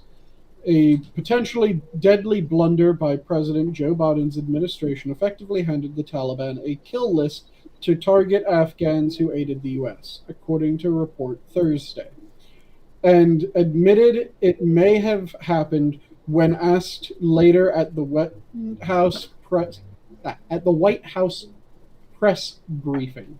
Following the Taliban takeover of Kabul, U.S. officials there gave the Islamic extremist group the names of American citizens green card holders and Afghan allies so they could be allowed to enter the Taliban-controlled perimeter around the Hamid Karzai International Airport, according to Political. The decision was reportedly made despite the Taliban's notorious reputation for brutally executing Afghans who helped the U.S. military and other Western forces during the war and occupation that followed the September 11th terrorist attack. So yeah, they gave a list of all the U.S. citizens, all the green card holders, and the Afghan allies. Yeah, it was a permanent resident, green card holders, SIV, visa applicants, or whatever. Yep.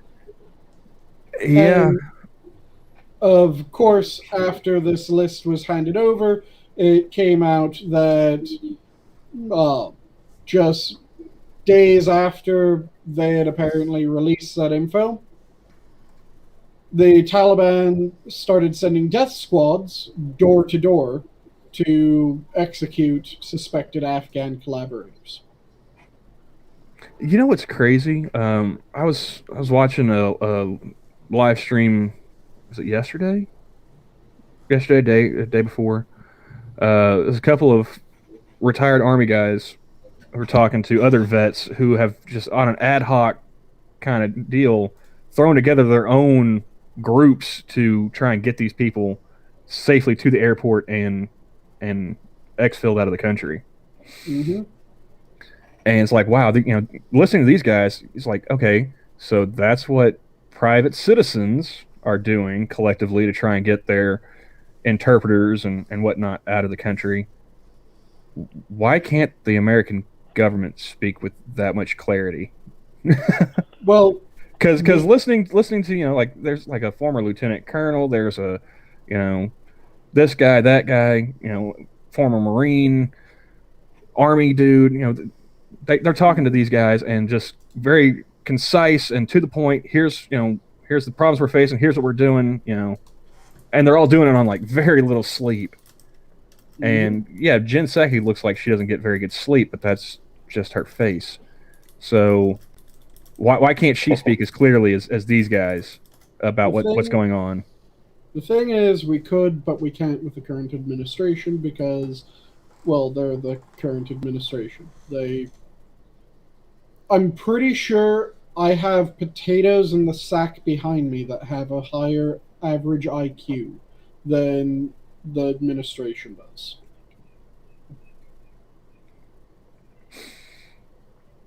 Yeah. Like I said, yeah, I'm glad I didn't bet Johnny any money. Yep.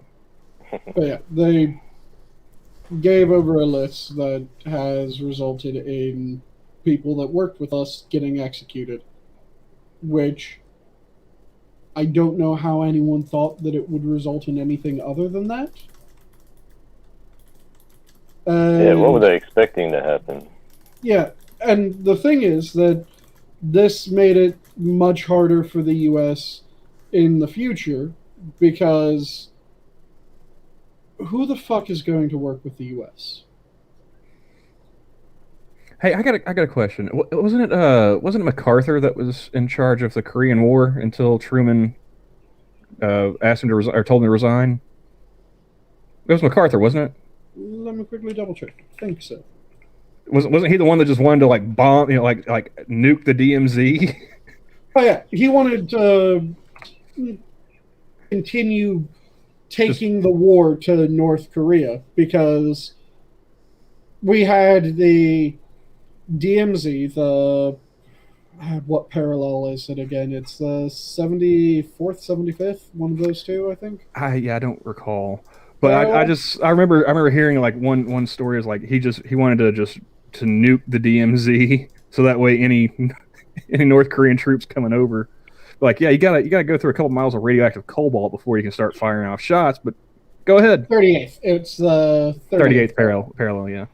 But yeah, he was put in charge of it pretty much at the start of the war, and he just slammed the communists back north of the 38th parallel. And he wanted to keep pushing the fight. Because we had the agreement of, yeah, North Korea ends here, South Korea starts here. Do not cross this line, and there won't be a problem. North Korea and China crossed the line. Started pushing through South Korea. America went, motherfucker. Pushed them back north of the parallel. And MacArthur, if I remember correctly, wanted to continue pushing the troops past the 38th. In fact, he wanted to just go straight to the gut of North Korea and oust the Kims. Man, why can't we have generals like that these days? I want a general who's willing to ride a Moab like a fucking bull rider. Mm-hmm. Everyone's looking for Slim Pickens. But he wanted to continue the push it all the way to the Korean border with China, because fuck them. We told them what the deal was. They broke the deal.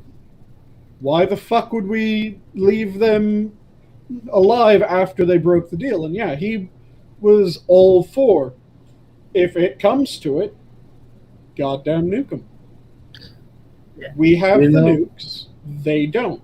If they force our hand in this, use them.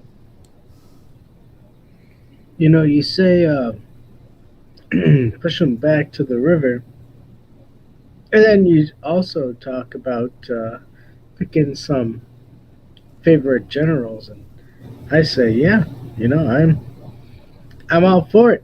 I'd pick General Sherman. Say, yeah, let's go all the way to the fucking sea.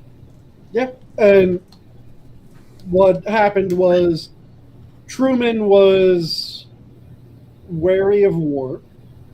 He made it obvious that he did not want to continue the war.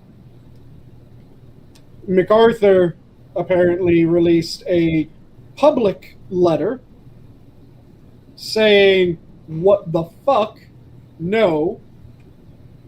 Push our advantage. We already drove them back. Fuck them.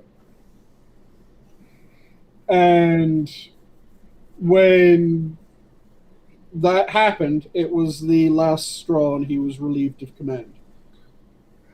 Because he released the public letter, which, yeah, that wasn't the right channel, but he also had a damn good point. You force the advantage when you have it. That's I see Assassin saying that you cannot just throw nukes around. I'm assuming that's in response to Mr. Yes from earlier. That's why I said I want a general to ride a Moab like a bull rider. We don't need any fallout. Also, they build the Moabs down the road, so little economic stimulus for yours truly as well. But yeah, it would be nice if we had, you know, the leaders be like, hey, yeah, we're going to leave, but first we want to get all of our people out. And if you don't let us get all of our people out, we're just going to bomb this place into a parking lot. Yeah. Sound good? All right.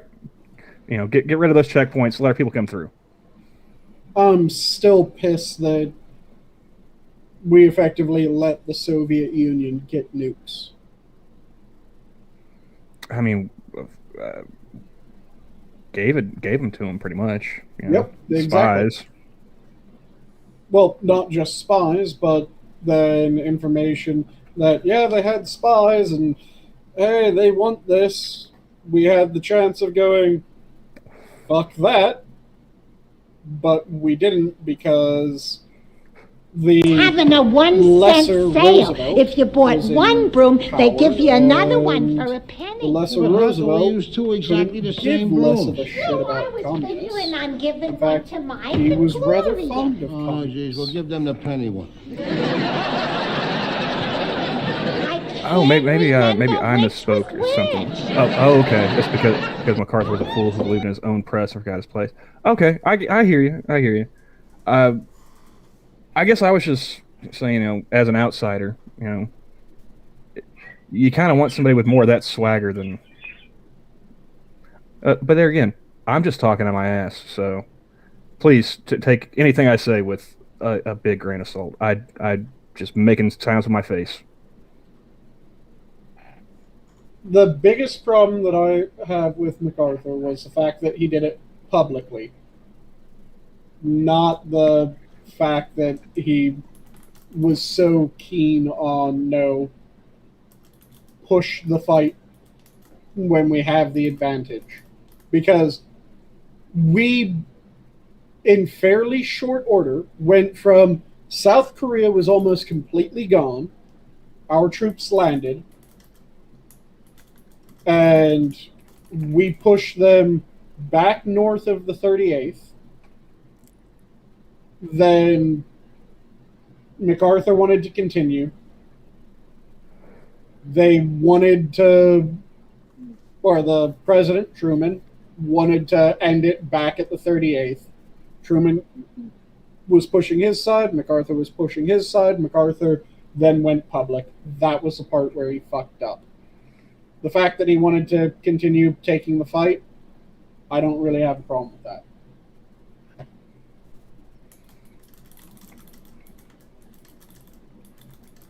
Because he had done what the U.S. had intended by preserving South Korea, but he wanted to continue the fight because, fuck, we tried this before of don't cross this line, they cross this line. Why should we trust them not to cross this line again?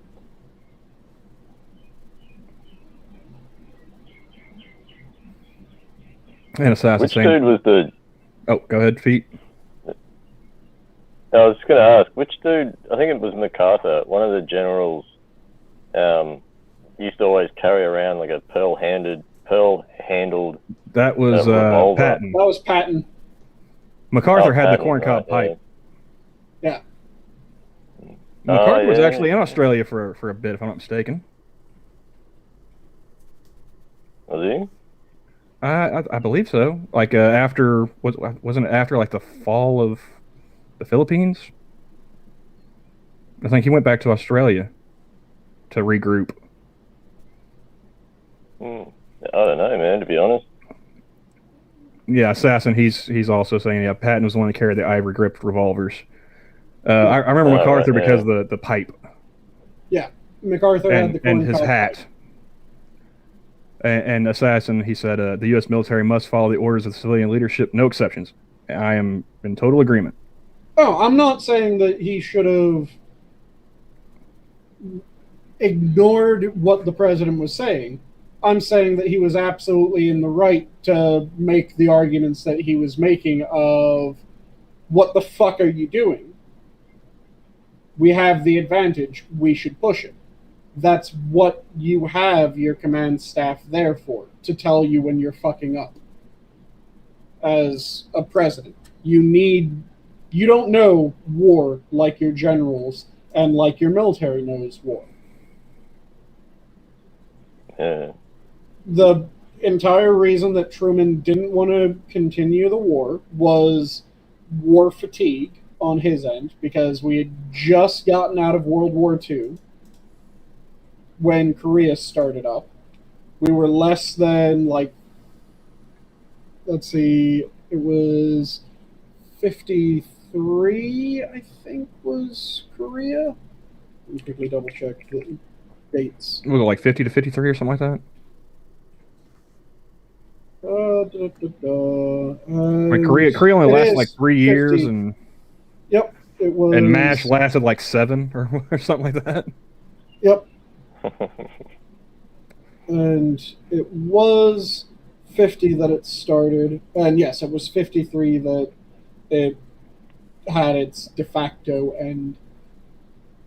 But we were just a little bit out of World War II. Truman didn't want to have another war so quickly after World War II. So he didn't have the heart for the fight.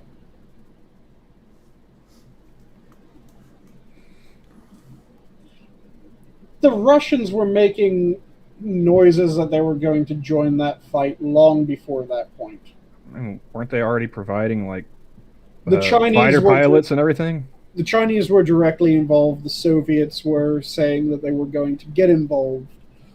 And they were threatening to get involved from the moment that the U.S. got involved in order to reestablish South Korea. Because, again, what functionally happened was there was the line drawn of, okay, North Korea ends here, South Korea starts here. Everyone agreed. Okay. Then North Korea and China launched a massive push. They functionally took all of Korea. U.S. landed troops, forced the fight back up, pushed them back to the 38th, or pushed them a bit past the 38th, in fact. And MacArthur was saying that we need to keep up the fight because they already broke the deal once. Why the fuck should we trust them to keep the deal this time? And the Soviets were threatening to get involved from the moment that the U.S. got involved. So his take was, yeah, they've been threatening this entire time. They haven't.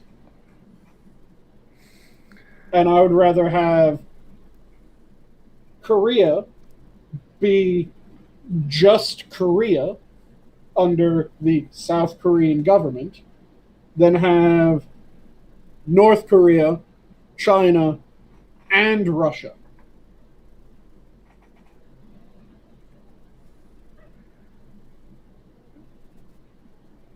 I love how Assassin is bringing up all these different points because my a lot of the stuff that have been bringing up has been stuff that I've remembered from listening to like Dan Carlin's Hardcore History and stuff. That's my most recent like stuff about MacArthur was Supernova in the East and the Destroyer of Worlds Blitz edition he did. And as fun and informative as those things are, they also a bit romanticized.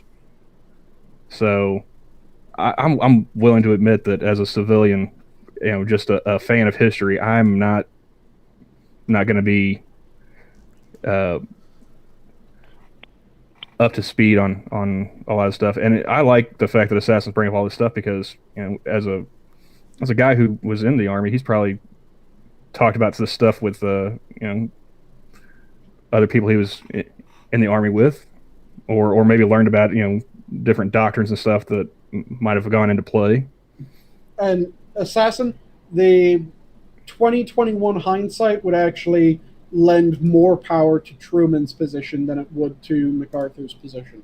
In order to argue the MacArthur position, you have to ignore the 2021 hindsight in order to look at it, because you're now arguing based on the information that they had at the time, because it did seem ridiculous to assume that North Korea and China would just sit back behind the 38th after they had stepped over it the first time. We know now that thus far they have held back from the 38th since this happened, which would lend credence to Truman's position and subtract from MacArthur's position, which was they've already crossed it once. Why would we assume that they wouldn't cross it again?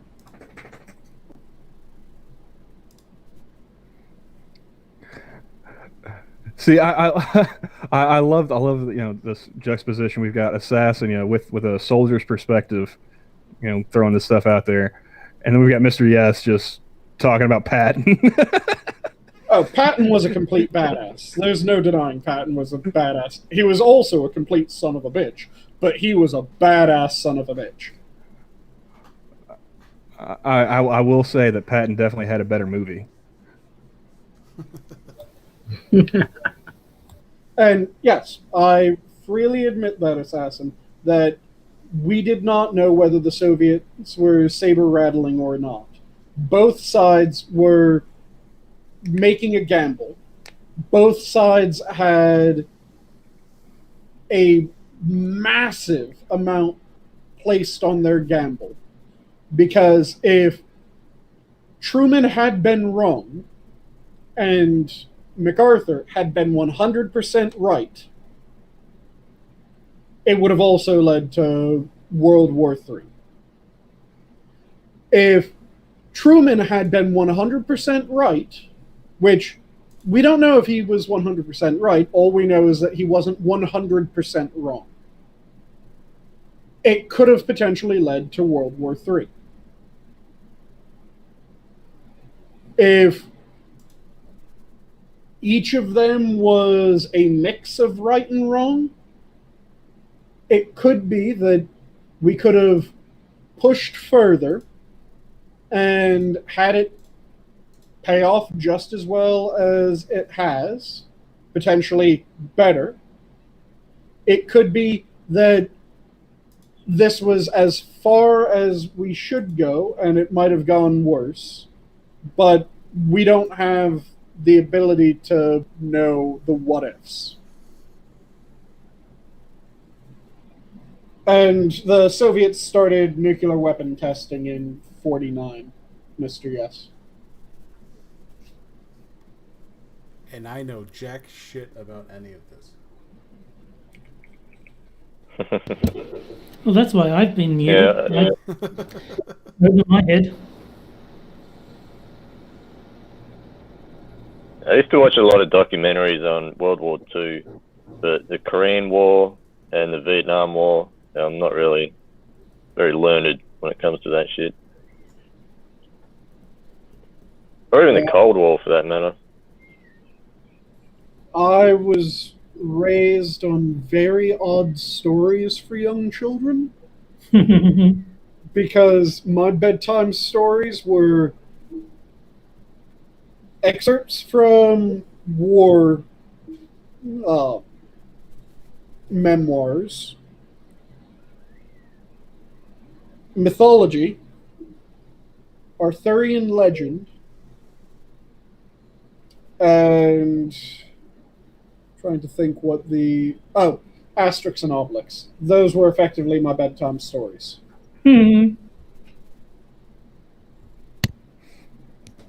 I just love how I started this whole thing in chat about MacArthur and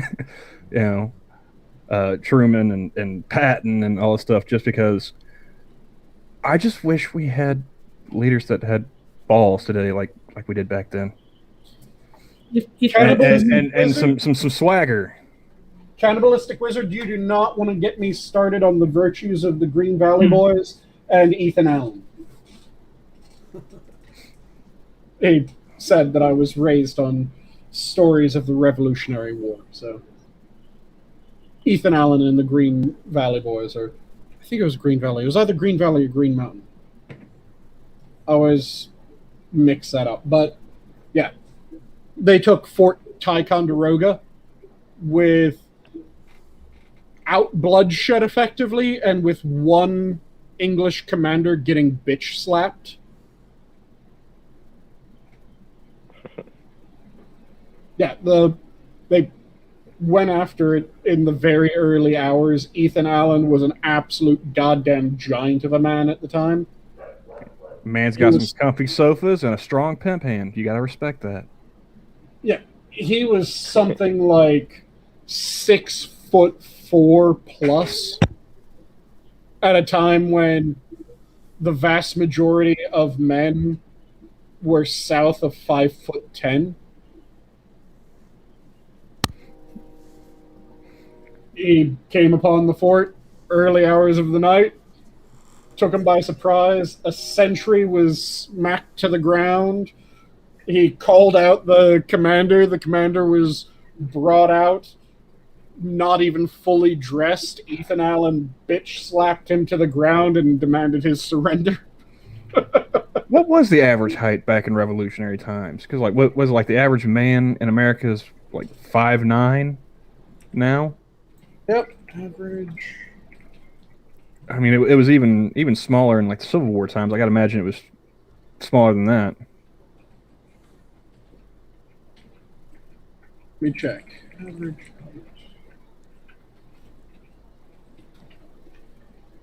Revolutionary War. And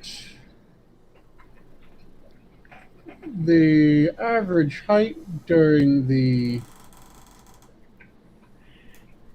Revolutionary War was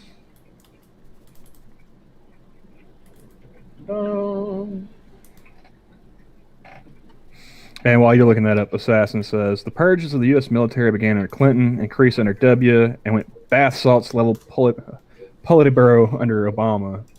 And now we have Generalissimo White Rage Milley. Yeah. See, that's what I'm talking about.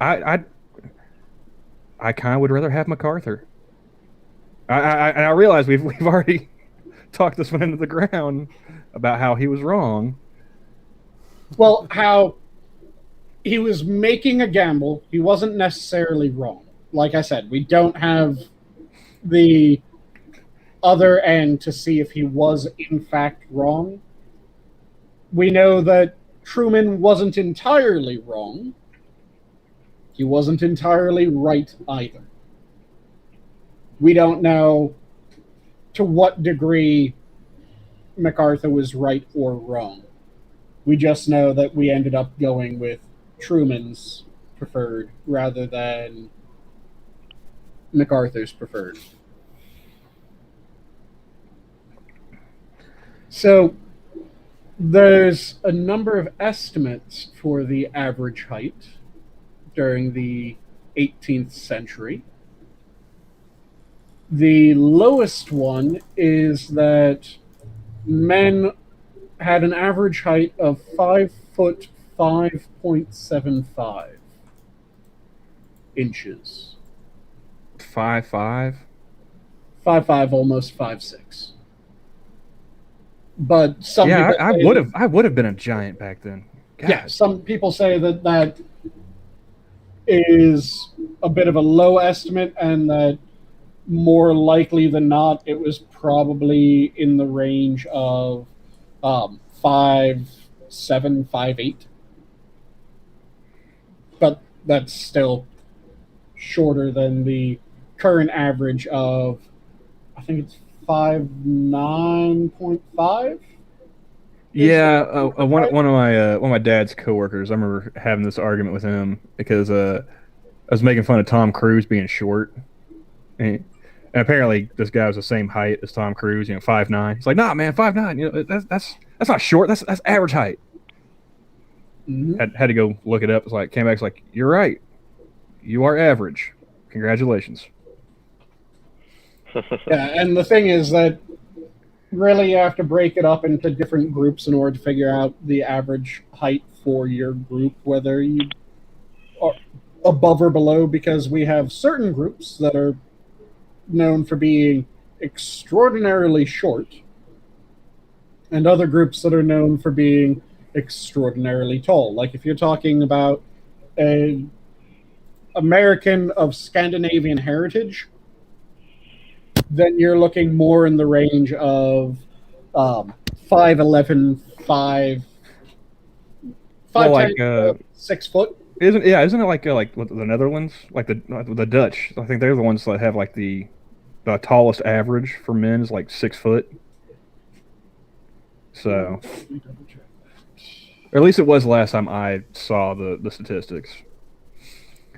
That's Cannibalistic Wizard. He's like, I'm 6'3". I'm 6'2". So yeah, I imagine if I were going back to ye old tri-hat days, I would stick out pretty noticeably. But yeah, like when I was growing up, I thought it was weird seeing a dude under 6 feet tall. I just like, do you start smoking when you were a kid, drinking coffee? What, Why are you short? So it's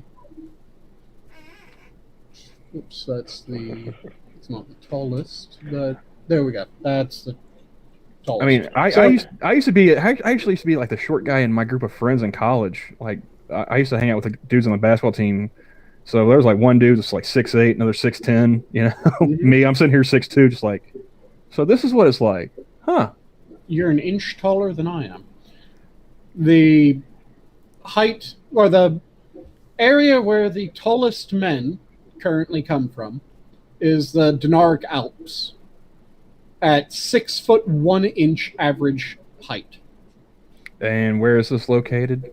The Dinaric Alps are in southeastern Europe.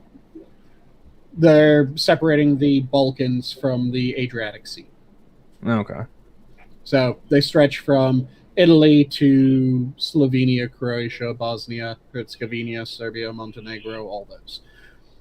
Speaking of Bosnia and Herzegovina, they come in at 2, tying with the Netherlands, with a average height of 6.5 feet, or 6 inches, 6 feet and 1/2 inches. There we go.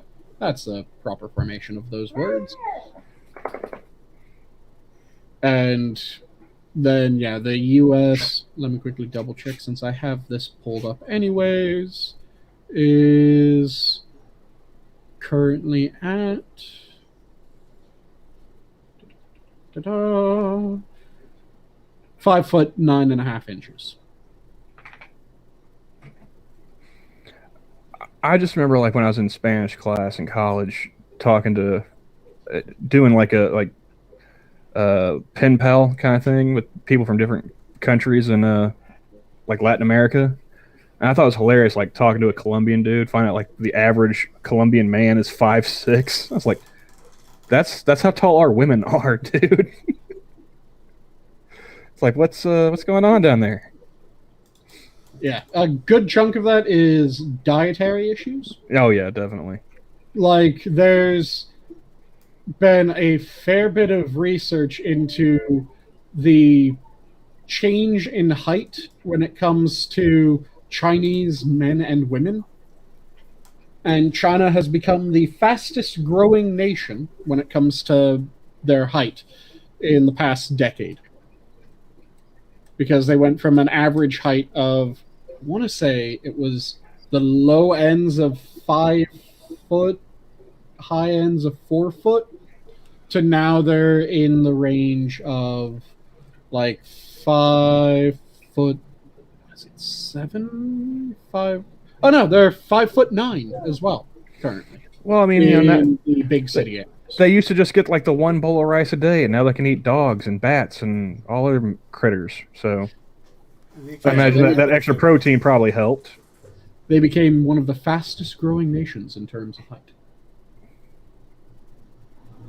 Well, we are past the 2-hour mark, so it is time to close it down. Well, Terry was right. I couldn't shut up. Called it. But I did change the subject multiple times. Mm-hmm. Yeah. And isn't that the point of all this? Yeah. Final thoughts? We'll start with Camel.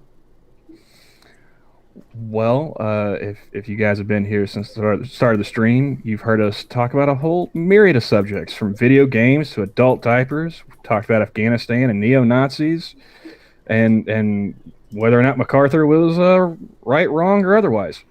So, to leave off on how badass Teddy Roosevelt was. Oh yeah, definitely. So, to just kind of leave off on a more lighthearted note, I'll leave you with a quote from Mitch Hedberg. I'm sick of following my dreams, man. I'm just going to ask where they're going and hook up with them later. Nice. Nice. All right, Adam.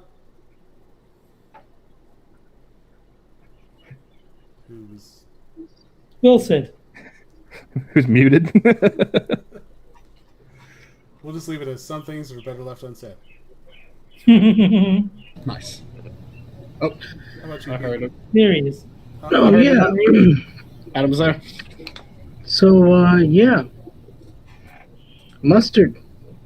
Let's not be silly. On a scale of 1 to Bob Marley, Adam, where you at? Well, no, I don't got work tomorrow, so I'm feeling pretty good. Bob man. Marley. Definitely Bob Marley. Okay. Yes, sir. So it's safe to say you're jamming. Yeah, man. Yeah.